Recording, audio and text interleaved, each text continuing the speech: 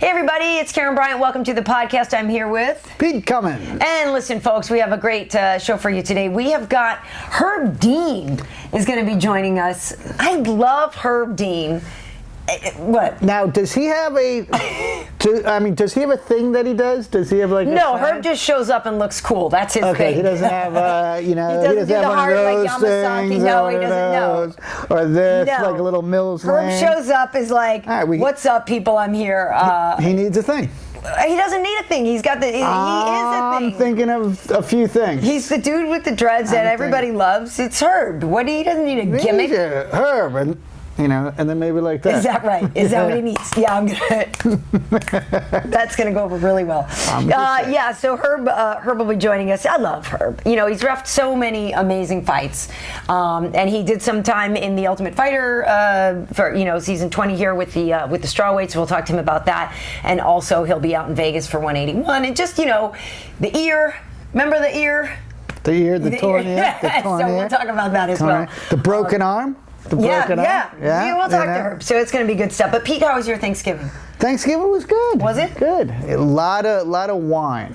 That's a sign of a good Thanksgiving. Yeah, a lot of red wine. Yeah. Which always makes the morning a little interesting. Did it? But how was the food? Food was good. I'm not like a giant turkey fan, so I'm more like the guy who likes all the appetizers and the drink and the company and stuff like that. But turkey's turkey. And, all right. Get turkey at Subway.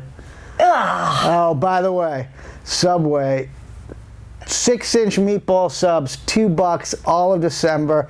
I just made the mistake of ordering and eating 2 of them. Oh, Pete! Don't do it, people. It's the cheapest meat.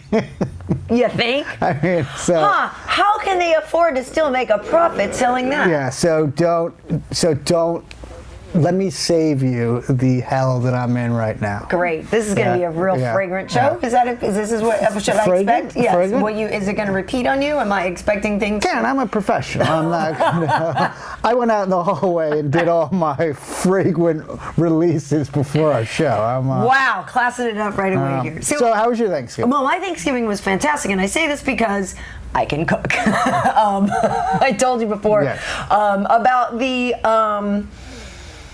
Last year's wasn't great. Great friends had us over, whom I love, but some of their friends can't cook, and so I didn't. It wasn't great. So I didn't. The positive was I didn't gain weight. This year, as you'll notice, I'm wearing quite a baggy. Really, you really put on weight after one meal, dude. Really? Because I don't really. So was it disgusting? Would this have been a Karyn that we don't like? Did you? No, wine is a lot of wine. So a lot of the calories probably do come from the wine because I actually had mimosas and then wine and that's it. But I make sort of a drunk Thanksgiving. It's a sign of a good Thanksgiving when everybody's passed out on the couch after. No, but I make the turkey came out great. But I my favorite thing is I call it stuffing. It's actually not in the bird. It's technically dressing because it's on the side. But I do mine as a cornbread thing with all kinds of stuff that I throw in it. And I would go like prison style just on that. Do you know what I mean? And I make good gravy. Wade can vouch. It was awesome. See? I'm not just being a narcissist here. I can also vouch that your stomach is rumbling because I'm picking it up. Ew! No way. I just heard a... That's right. Listen, I blame the Subway franchise. If you make something only $2, there's a good chance I'm going to get 2 of them. Oh my God. So anyway, don't do that. But yeah, I had a lovely Thanksgiving. It was fun. Then we played laser tag with our friends after, which after Thanksgiving. Well, the day after. Okay, the day after. So fun. We have to go back because I know we went and played that time at the kids' party and we just took over and we got all psycho on the kids. It's so fun. Oh yeah, they said there's absolutely no running. I was like, really? Well, you got to catch me to tell me. Exactly. And I knocked over one kid. By accident. So fun. Yeah. It's awesome. Yeah, let's take it. Cool. And obviously we know big UFC 181 coming up this weekend. Couple of title fights. Christmas comes early. Totally. We're going to get into this with Herb too, but obviously Johnny Hendricks defending his welterweight belt against Robbie Lawler. The first time they fought, it was so close. Basically, people pretty much coming down. It came down to the 5th round. Johnny scored a takedown. You can even see Robbie looking up at the clock and kind of rolling his eyes like, God. Yeah, because he kind of knew that was going to. He might have said, "God damn it." He may have. Dag nabbit, I'm losing the fight. So he's ready. You know, Robbie. I've been following Robbie Lawler's career since Elite XC, and I think the first time I met Robbie was in 2006 or 7. Really, I just think he's awesome, and it's kind of cool to see him now just doing so well.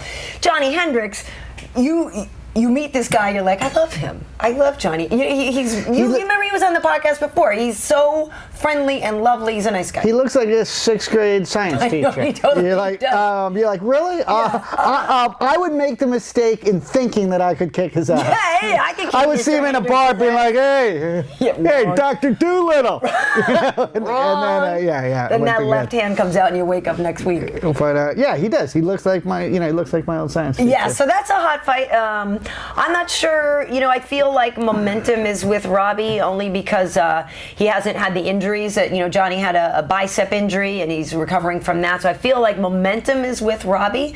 But I also know how much Johnny loves that belt and how it's like, over my cold dead body, am I giving that up type thing. Now let me ask you this. Do they actually give the belt away or is there another belt made up? If you win the belt, you get to keep it. You get to. Okay, because I would never. I'm going to be. I would never take that off. I'd be like, hi, Levi's company. I'm going to need really big belt loops because I'm wearing my big ass belt for the rest of my life. I like belt loops like that. Yeah, no, you keep it because that way you can keep it in your trophy case and stuff. Yeah, right. So, do you have a trophy case? I do not. No. Are you pointing out that I haven't won my Emmy yet? Was that like a roundabout way to say you're an awardless hack? I was. Thanks, Pete. Thanks for that. You're an awardless hack. Welcome to Hi Old Guy and the Awardless Hack. Do you have a trophy case? I'm just kidding. No, because I'm just basically. The one trophy I've won, I won the MVP of my baseball team. Nice. Like when I was maybe 9 or something like that. 9 or 10. I have we're having to go back that far, are we? Okay, well. I mean, I made cum laude and stuff in high school. I mean, I got good grades. I got like that kind of award, sort of, kind of. But in terms of like actual, the dork total dork award. Yes. In terms of actual, sort of like, hey, we love you and voted you're the best. None.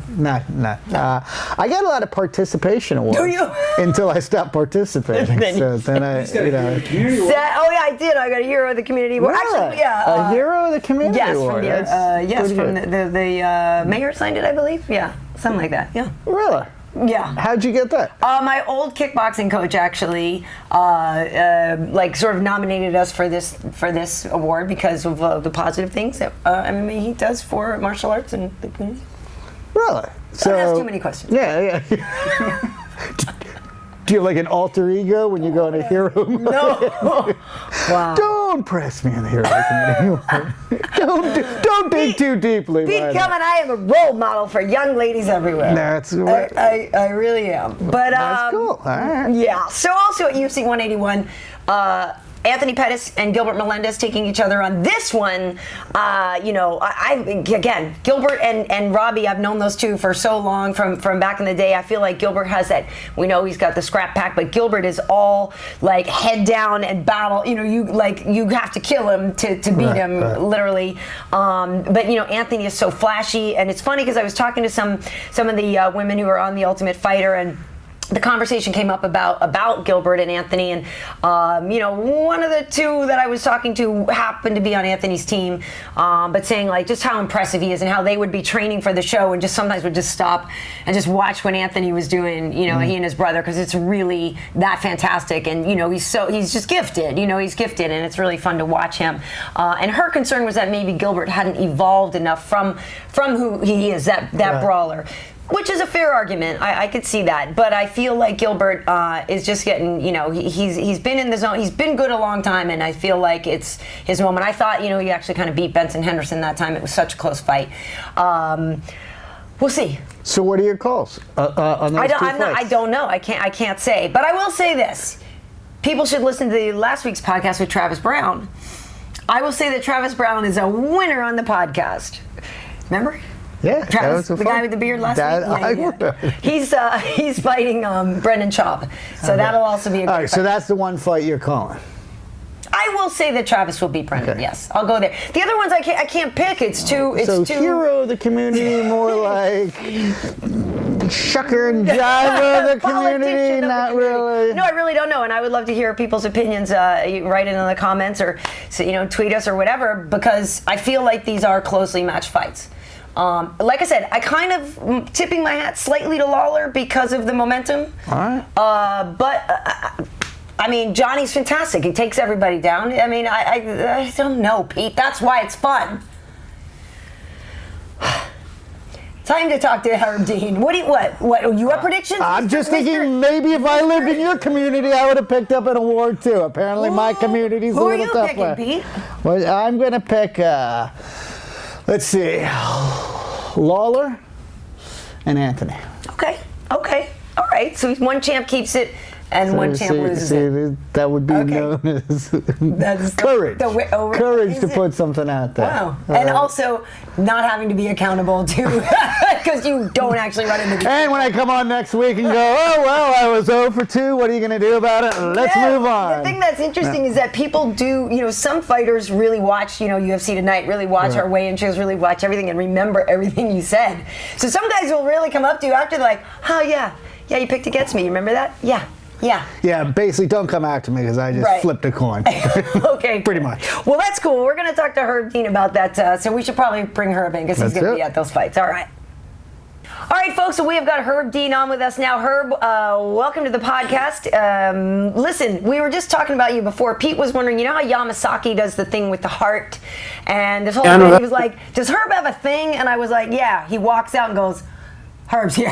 Like, Herb's I've tried to have some things, but none of them ever stuck. You know what I mean? I've had some things, and then after a couple years of doing them, I'm like, then I get a new thing, and I'm like, I do it for a couple years, and I'm like, that's it. That's it for that thing. Well, anything's better than the heart. He's got to get a new one. The heart is awesome. I love the heart. I wish I had the heart. I would come out and rock the heart. You think? I've got to love my heart. The ring girls do the heart, though. You can't do the heart. The ring girls blow the kiss. All right. Right? Yeah, ring girls blow a kiss. A heart. You spend all your time training and being tough all the time. Every now and then you want to let people know you got a heart. All right. Makes sense. I still like the Mills Lane. Was it Mills Lane? He used to do that. Right. Yeah. And then who does that one? There's somebody who does that. What's that like? Was that like Ultraman? Remember Ultraman when he would shoot his ray? I don't know. No, there is a guy that does something. He goes. There's some ref. Is that John McCarthy? There's some ref in the UFC. I think goes like that or something. I don't know. I'll tell you. How about the bird? The bird of peace. That's tight. Do that again. The bird of peace, right there. Yeah. Herb, I should let you know Pete's nickname is the high old guy, so don't necessarily take any of his suggestions to heart. Pretty much on everything. Financial advice, career advice, pretty much anything. Right. No, I'll be reaching back to you. I'll be reaching out to you. We're going to work with that. I like some of your ideas. Cool. So, Herb, we were talking about UFC 181, and you're going to be going out there. Do you have your assignment yet as to which bouts you'll be roughing? Well, usually I find out when I get there. Mm-hmm. I know that they do have for championship matches in Nevada. That's assigned through a meeting with the Athletic Commission, and that's a public meeting. Have you heard anything about any of the matches? No, but I feel like with 2 title fights, you're probably going to get one of them. So if you had to pick, would you rather do Johnny Hendricks, Robbie Lawler, or Pettis Melendez? Whew. Yeah. You know what? To be honest, I'm not that fun sometimes for interviews and opinions because bottom line is if I get to referee it, I have some responsibilities and I get to be a part of history. Right. If I don't, I get to watch it with a really great seat, like right next to ringside. Right. So it's a win-win either way for me. Right. You know what I mean? As far as for enjoying it more at the moment, when I'm not refereeing it, but with that really good seat, I do enjoy those more. Yeah. Of course, when I get the assignment, I get to be a part of something really important happening, and who wants to pass that up? No, it's great. Well, and I usually end up, you tweet it sometimes, or we'll put it on our Facebook page, because everybody loves to know which one he's reffing all the time, too. Because seriously, being the third person in the octagon, like, you have a very important role, and we've talked about this before. There's that fine line between stopping a fight too soon, stopping a fight too late. I mean, there's a lot of pressure that goes on with that. Yeah, it is. There is a lot of pressure on it. The bottom line is, I mean, these people work so hard. These athletes, the guys in our sport are great, and they each fight is the most important fight of their career, and so we agonize over it. I look at the stops I've made. I think about, hey, could I have done it differently? Could I have not? And I try to have some criteria I work with, and like you said, we're balancing all their dreams and hopes against their personal safety, and so it's a hard balance to find sometimes. Well, and certainly you're going to err on the side of protecting them, not like, let me see if he's getting his face. Yeah, no, he's not. No, he's not defending. I mean, you gotta. Yeah, you say that. Okay, I want to err on the side of caution, but at the end of the day, if you do err on the side of caution, it's still an error. Yeah, well, there you go. It's almost like, hey, that's nice. That's great that you erred on the side of caution. That sounds great. Sounds like something my grandmother might say. But you know what? I've been training my whole life for this moment. Right. And you just screwed me out of everything I've worked for. So I don't know. But it's nice when you're reffing like a Mark Hunt fight when he has a walk-off. Because were you in there with him and Stefan Struve? Yes. Yes. Yeah. And I remember at the time I was like, wait, Stefan's fine. And he's like, oh no, his jaw is split in half. That's right. That was bad. Yeah, well, that was bad. Okay, well, Mark with the walk-off, and I talked to him about it before the last fight. I was like, well, the walk-off, and he's like, wait a minute, the walk-off. I'm like, well, the walk-off is very classy, first of all. Right. It shows a lot of class, and it's a lot of style. It's real cool, like, boom, and then you just walk away like, hey, I'm done. I'm celebrating. Now to you people. Now to what's important. Right. Celebrating with you guys. You know what I mean? Right. And I think it's a lot really classy, but at the same time, if in my belief, I don't think the fight is over. He's taking a risk when he does the walk-off, because I might say, hey, I'm not sure if he's done. There's a little bit more. The thing with Stefan is I kind of suspected that his jaw might have been broken earlier than that last punch. Oh, really? And when he hit the ground, he definitely, the look on his face, you could tell that he was probing his mouth with his tongue, as in trying to figure out what's going on there, not being so focused on the guy who's coming to punch him again. Right. So I think, hey, if your attention is there, then maybe there's something going on there. Right. Let's take a look, Now, you were in Mexico City, right? You did do Mark and Fabricio, right? Yeah. Yes, I did. So it's the next closest thing, I guess, to being hit by Mark Hunt. How hard does he hit? Because he laid out Fabricio a couple of times in the first round. You're just like, damn. I mean, because everybody thought on that fight, it's either Mark Hunt by knockout or Fabricio by submission. So I want to know how hard, just your sense of being right there, how hard does it seem like Mark Hunt hits? And how close do you think Fabricio was to being out? Well, okay, Mark Hunt hits very hard. I'm not sure of, the thing about it, a lot of those punches that he caught Fabricio with, I think he caught Fabricio while he was moving away. Okay. I think. I'm thinking about it. So that's going to be a little bit different when you catch someone who's engaging right with you. You get really good, solid, good wood. Right. But Mark Hunt hits hard, especially when I referee heavyweights, especially guys like Mark Hunt. Yeah. There's a little bit of nervousness in the first round because a lot of horrible things can happen in a very short amount of time. And so they're like, it's like boom, boom, back. Oh, wow, that's a lot of damage. You know what I mean? So, he hits really hard. Yeah. And with one punch can make a lot of changes to your quality of life. Absolutely. Well, and then Fabricio landed that perfect knee on him, so that was the flip side of that. Everyone's like, people who don't like Fabricio, that guy got lucky with that knee. It was like, no, that wasn't luck. That was perfect. Right. It was a technique, and it was planned. When you shoot, that's one of the two things you can do, right? Yeah. You change level to shoot. You can throw a jump knee, or guys throw the big right hand. I think Hunt, they had talked about it afterwards. I think I heard him talk. Well, we expected the jump knee. We thought that it could happen, but he caught him with it. Yeah, he did. How was Mexico City, though? Because I've heard from different reports from some people that have been down there that said, I heard several people tell me that they'd been in the most crazy car ride of their entire lives. And that, that the scene was a little, it was like good crazy, excitement wise, but then there was also like a little bit of like, I need to leave. You know what I mean? So how was your experience down there? Well, my experience is good because especially most of the stuff you hear about Mexico City could be like maybe some sort of danger stuff going on, which I don't know, and I don't think you never know until it's happening to you. Everything always seems fine until, you're somewhere having a bad experience. That's so true. I didn't have a bad experience. I had a good experience. As far as the car rides, I've had crazier car rides. I've had crazier car rides in Tijuana. I remember one where there was an accident. Craziest car rides, I think, are India. India is the funnest place to drive. I've been in India. I've been in car rides where there was an accident and then a little touching of paint and then maybe a little bit of yelling and then, hey, let's be friends. And so the guy reached over and shook my hand through the window just to show that while we're driving, all the arguments happening and the handshaking. It was pretty interesting. That's pretty cool.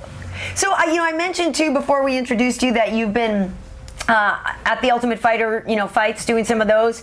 Luckily, I'm a little ahead of people because I get some privileged information. But it's no secret that we know that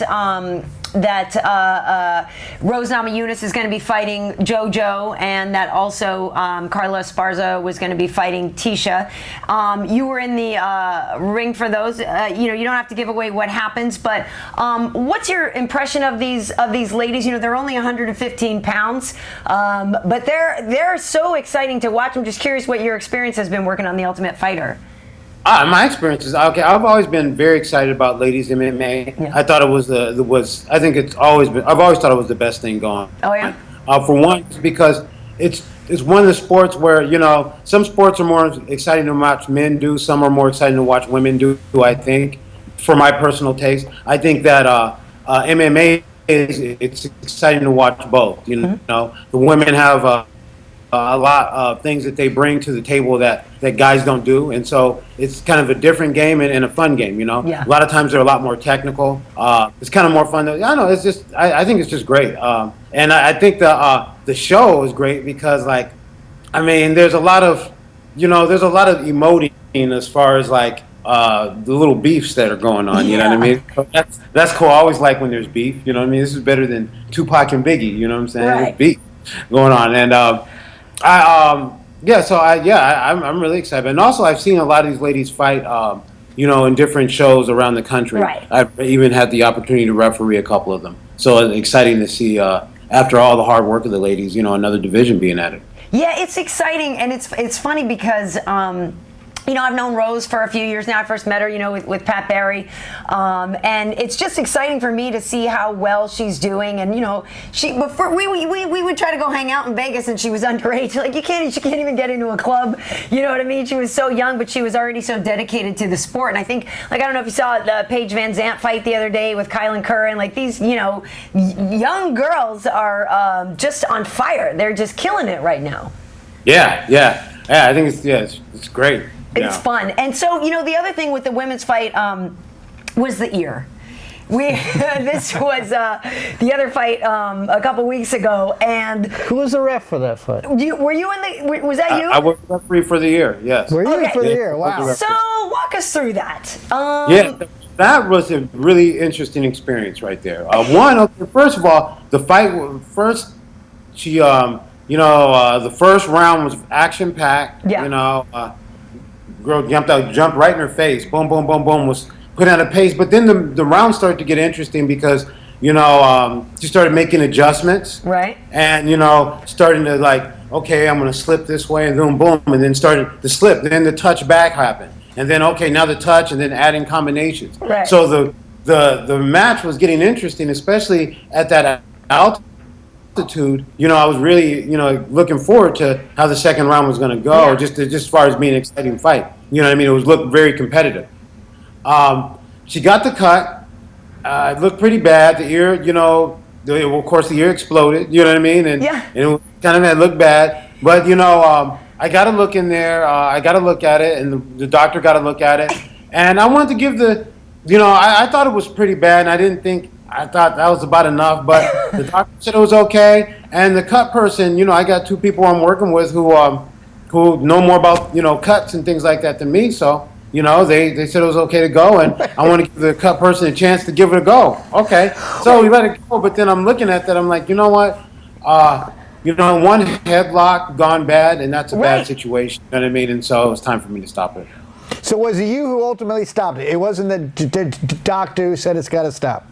Well, no, I do it on consult with the doctor. So what happened is they looked at it during the round. Then it came out again, and she's fighting, and it's looking bad. I go, well, let's take a look at that. And so the doctor, we consult on it together. So I do those. So what I do is I get some good advice, right? Yeah. So the referee, it is the referee who makes the decision. Right. The doctor doesn't stop it except for in California and some other states. Right. The referee will stop it on the advice of the doctor. Right. So that's how the fight stopped. Whereas in California, a doctor can just walk just say they're done. Right. Hey, stop that. Stop it. And you're like, no, this fight's going good. No, it's over.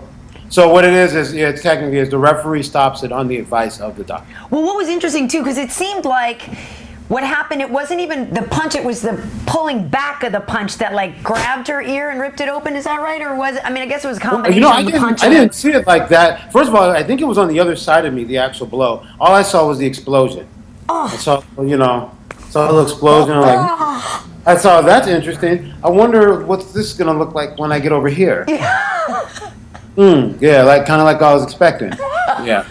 So.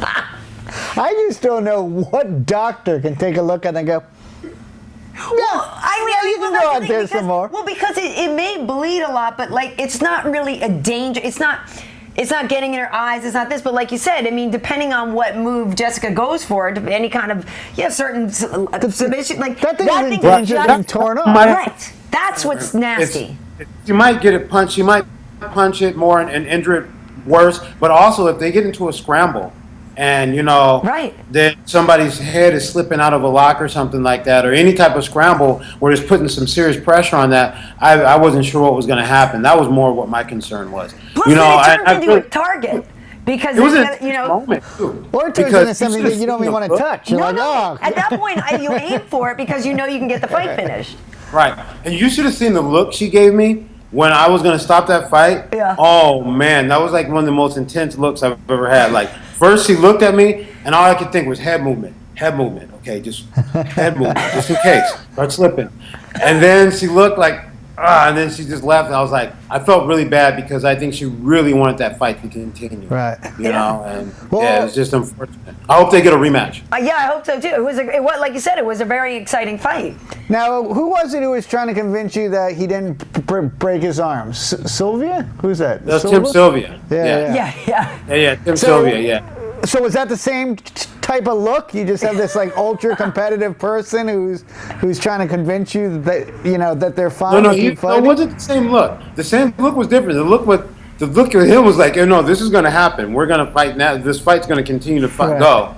But no, this look was a little bit more memorable. Yeah. Well, it's funny because I don't know if you've seen them all, Pete, but people love to make GIFs and memes of Herb. So I think it was Overeem getting knocked out, right, where they took, because it's funny because he's still a fight fan, right? So every now and then, exactly, Herb's like, oh, damn, right? Right. And then they take Ice Cube and Chris from Friday, and they add him in there with him, and so dude, that was so funny. All right, so basically you're not a good poker player. No. Yeah. Most of the time it is good, though. Most of the time, you got to understand, it's like thousands of knockouts, where I've been like, yeah. You know what I mean? Then one catches me off guard where it's happening, like, God. Oh, well, plus it's the heavyweights, and so that's like what you were saying before. When you know the heavyweights, it's some extreme violence, and it's like, oh, God damn. So what? I mean, now, are the lighter guys or are the heavier guys? Are those harder to ref for you? I mean, Well, I think the lighter guys are going to do a lot more movement. They're going to move around and whatnot. I just think it's just different for each one. I mean, the heavyweights, just at any moment, anything can happen. Right. And happen really fast, Right. Just, a glancing blow happens that you don't even think looks like it has a lot of power. And somehow it just, you see a guy fall over. So that I feel like things happen unexpected with the heavyweights. But with the smaller guys, they're moving around a lot. And you got to move a lot more to stay in position so you can see what's happening. Mm-hmm. Yeah, that's true. He's a busy man. He works all the time. You know, here's the other thing, Herb, is that a lot of people think that, you know, you're living the life, that he's rolling in the dough for being an MMA referee, and you don't have to tell us how much you make, but the fact of the matter is that's not really true, right? I mean, it's not No. There's a vow of poverty that we take. But that's the only vow, right? That's the only. Because it's not celibacy. I mean, you don't do that other vow, do you? No, you have as much of that as you want. That's what's supposed to keep you happy. Travel, but we're not about poverty, but close to poverty. Yeah. You know, I think, we're not making a lot of money. You know, I'm able to afford fancy artwork like this. Exactly. But you do get to travel the world, so that's pretty cool. Crib. You know, one of the. Oh yeah, nice crib. But yeah, you travel the world, and Pete, I've seen it firsthand. The ladies love Herb Dean. No, never that. But travel. I do get to travel a lot. I've got to see a lot. You know what? The bottom line, no matter what, as far as money is not the only thing that, you know, qualifies as a rich life for me. It qualifies as happiness. I'm living a dream come true. I'm living like a great life. I get to be around a sport I love. I think our athletes are the coolest athletes around. You know what I mean? Very interesting people, good fans. I get to travel the world. I love traveling. So I've been to see so many places. And what makes it better, people are really happy to see me when I get there and want to show me a nice time. So it's like, I feel like I've lived 3 lives. So I'm very happy with it. Nice. Well, okay, back to the a little bit more. We actually, and people may not know, we actually introduced Herb, Wade and I did, to the guys at Ruff, Rannick Ultimate Fighting in China. So Herb got to go over to China and ref some Chinese MMA as well. Yeah, you know. I loved it in China. Like, the fights were good, the fighters were good. The shows were in Shanghai. Yeah. Shanghai was it was a really exciting city. It was a lot of fun. I got to see a lot of cool stuff, and those guys are really nice guys, and I hope they're going to do more shows. It's cool. Well, you know, okay, so we have to. We have some big fights coming up, and I don't know if you will give a prediction necessarily, but I mean, you know, Is he allowed? Well, no. Yeah. Thank you. Well, I'm just curious how you think the John Jones DC fight will go, because I talked to John the other day, and I said to him, well, you know, John, DC's he knows he's gonna eat some elbows and eat a lot of stuff on the way into you, but he's coming in. Like, he's coming in, and John's like, yeah, I know, and he'll probably be able to take me down and this and that. I just am curious, because, you know, I know you've reffed both of those guys. Stylistically, they're very different, you know, but I'm just curious how you think that fight could go, what you sort of make of that matchup. Yeah. Hold on, my daughters just came on. Hey, how you guys doing? Good, how are you? Good. Doing an interview. Oh, okay. Very professional. Oh, very. No, it's cool. We're almost done, too. You're good. All right. Okay, so how do I think? Well, you know what? I mean, just like what you said, I think it's a hard one to call because, first of all, like, you know, Daniel Cormier keeps on rolling through guys and making it look pretty easy.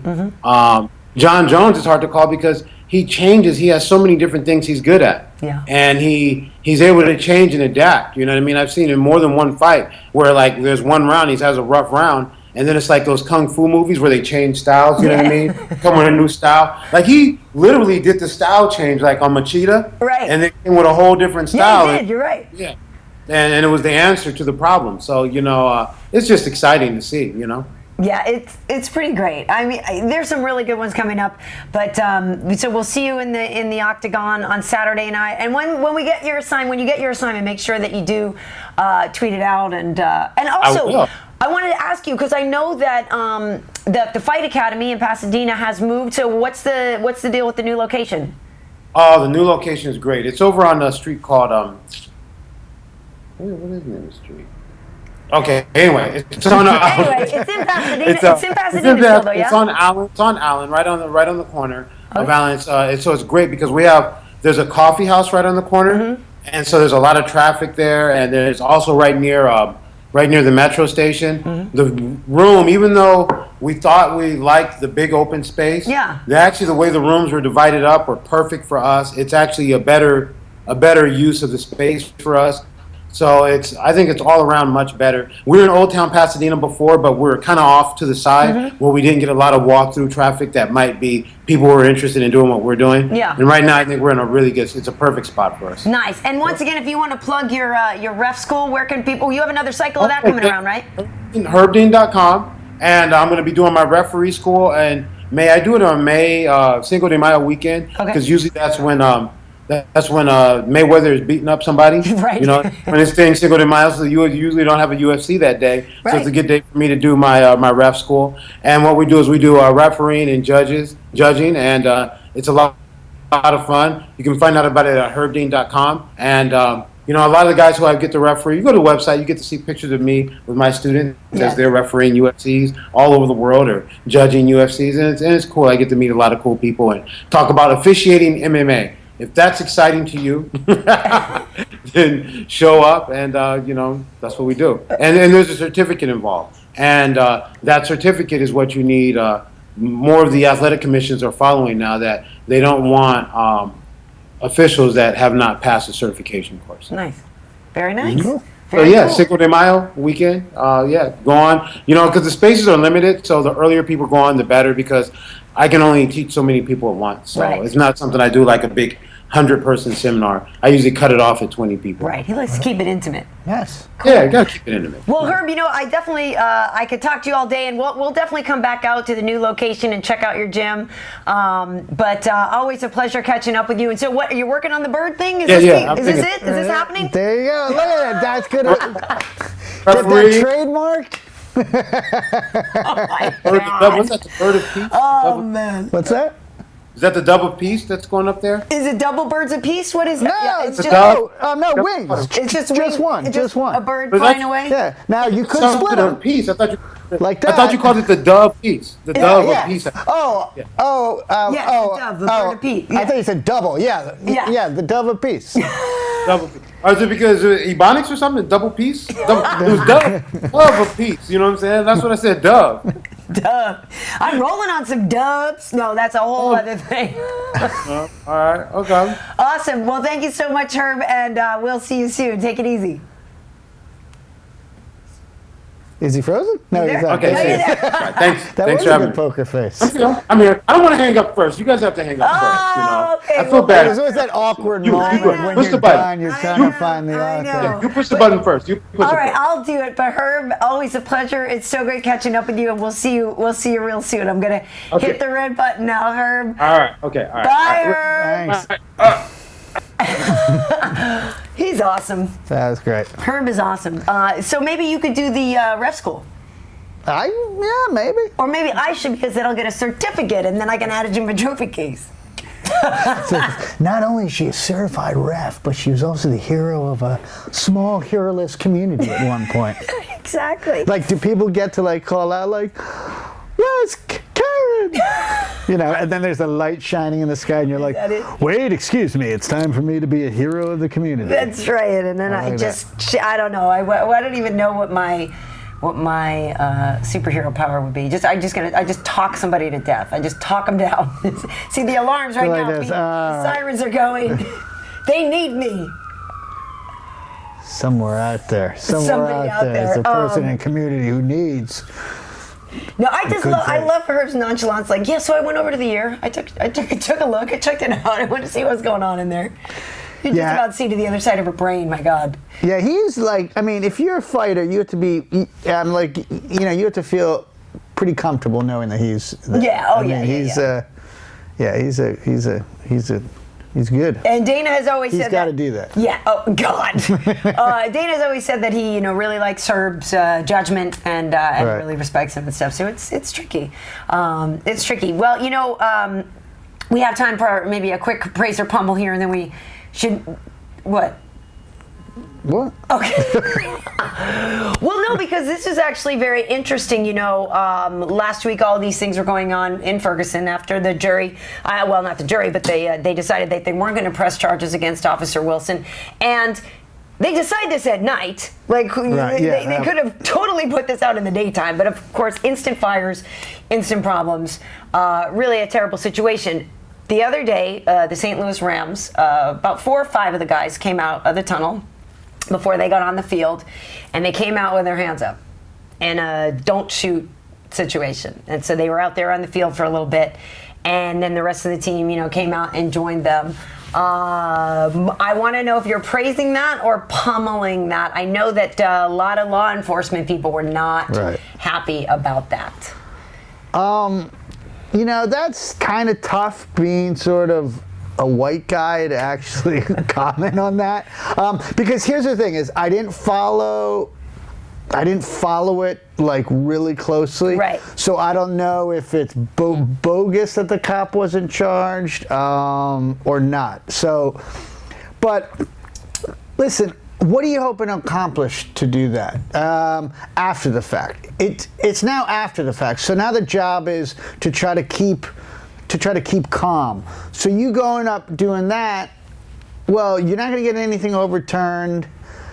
And so you're not helping keeping the calm, and everyone needs the calm kept. I mean, it's it's a black neighborhood that's kind of getting destroyed. So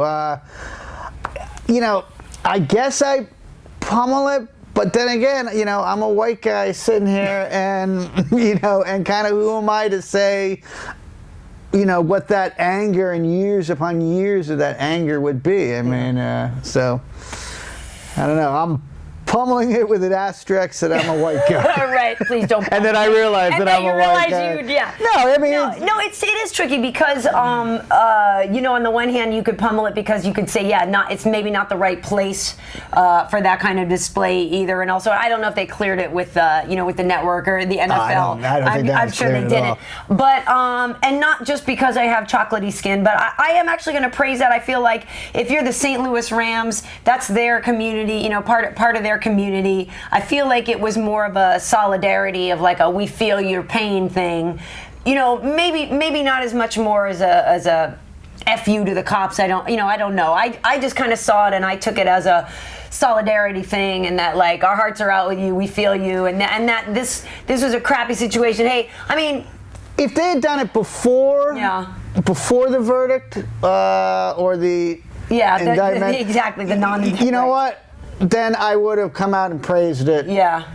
Much more. And in terms of, I don't know if that's the place. Hell yeah, it's the place. It's center stage. I mean, so you know what? If you're going to say something, say it's center stage. But they didn't do it before. They did it after. And now, after, it's a whole nother battle. And I don't blame the cops for, for being pissed off. First of all, too, let's also remember that like all these football players are now like super wealthy guys. They like cops. Wealthy people need cops. I don't know. It's tough. It's tough. It's tough. That was a touchy one. Do we have a funner one? Do we get the rag on a Kardashian? Yeah, no. We should go, because to be honest, I need to get out of here because I got to take my daughter to JITS. But I will ask you this then. I will have you praise or pummel. Did you shop? Did you Black Friday? Staying with the black theme. Totally not. Black Friday. Did you participate? Are you praising Black Friday and the shopping in the Thursday night? Like, for Christ's sakes, you can shop on Thanksgiving now. Praising that or pummeling that, Pete? No, that I pummel. The shopping on Thanksgiving. It's like, dude. So the people who work for you don't get a Thanksgiving? Exactly. I mean, it's lame. And now, like, you watch Fox News, and it's like anyone with a below $10 an hour job is supposed to feel so friggin' lucky that they're working, and they should work whenever, and, sit down. Dance for me. Dance. Right, here's some change. Well, and honestly, dude, like, we have such a consumer society now that people are, like, really battling each other, like, I got a toaster oven, 30% off. It's like, really, really. So you didn't do Black Friday either? I have done Black Friday twice, and that was years ago, just because I went up to my cousin's and he did it, and they kind of like made it a fun event. But but we were out of Los Angeles, so we were like in like Whiteville or something. So like I was like totally like, all right, man, all right, come on, Walmart, let's go. Let's do this. Stick by me. We do not leave a man down. And then we went there, and, and it was just, and it was just like music and a little. Hi, suburban white person. Are the better deals down here? So it was a little bit of a letdown because like, kind of wanted. Well, yeah. I was like, I want to hear what this is all about, man. I'm gonna battle for that deal. And you need to go to like Target in the hood and but here's the thing that pisses me off about Black Friday too, is like Black Friday was created by the media essentially, so they could talk about it leading up to it, and then they could talk about all the bad stuff that happened, and they love it. Like, of course they do. The media like can't even keep a straight face. They're like, this Black Friday was horrible, and a woman in New Jersey was trampled to death. Yeah, no, they do. So. Well, I totally pummel Thanksgiving shopping because I've failed as a host. If you've got enough, if you're sober enough to leave my house and go to the store on Thanksgiving, like I've completely failed as a host. I hate sober people.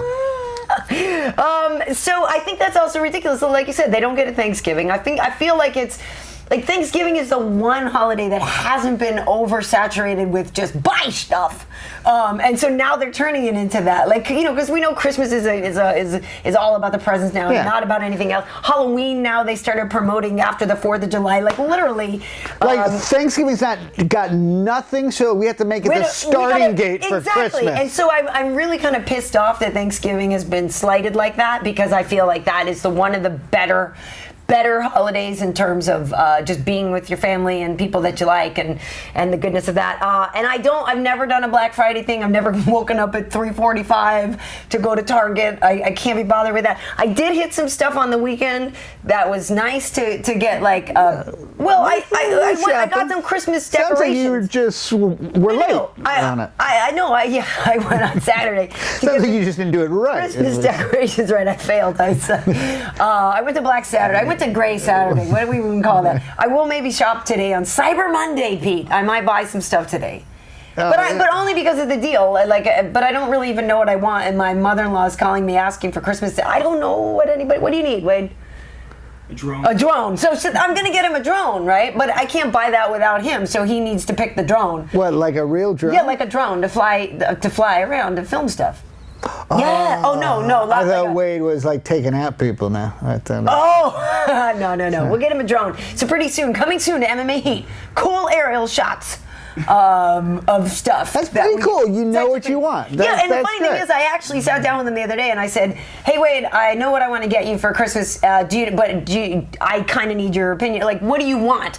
And he said, "Well, I said, "What letter does it start with?" And he goes, "A P." And I'm like, crap. Mine's starting with a D. So we said it at the same time. He had already the name brand of the drone he wanted, so we were already on the same page. He's like, "Well, I want the Phantom." I was like, "I can't buy you a Rolls Royce Phantom or whatever." He's like, "No, it's a drone." I said, "Oh, cool! I'm getting you a drone." So we're getting a drone. Apparently, Wade is getting. I really think America. We're getting a drone. I don't know what I'm getting. I don't know what I want. So did you guys really do that? You're like, okay, on the count of 3. Yes. 1, 2, 3. A drone, a Panasonic drone. Oh my God, we said the same thing. It's a little window into our life at home there, Pete. That's nice. So he's gonna get a drone. That's a pretty cool thing. Now, are drones expensive? Yeah. That's why it's the only thing he's getting. Gotcha. And in fact, MMA Heat is buying the drone for work.